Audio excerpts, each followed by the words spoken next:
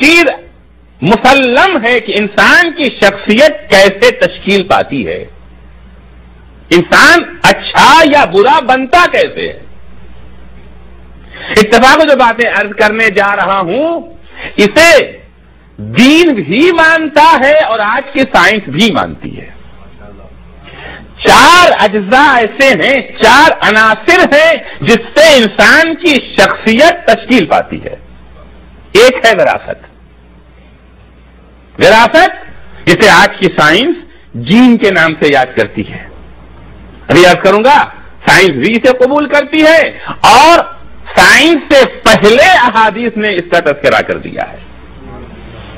دوسری چیز جس سے انسان کی شخصیت تشکیل پاتی ہے وہ ہے ماحول، کہ انسان کس ماحول میں رہ رہا ہے، اس کے دوست احباب کیسے ہیں، جن کے ساتھ اس کا اٹھنا بیٹھنا ہے۔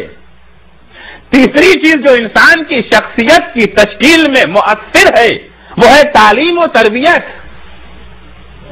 اسے تعلیم کیسے مل رہی ہے، کس آغوش میں پڑھ رہا ہے، کس اسکول میں پڑھ رہا ہے، اس کے ٹیچر کیسے ہیں، اساتذہ کیسے ہیں، تعلیم کا انتظام کیسا ہے۔ چوتھی چیز ہے غذا، چوتھی چیز ہے غذا۔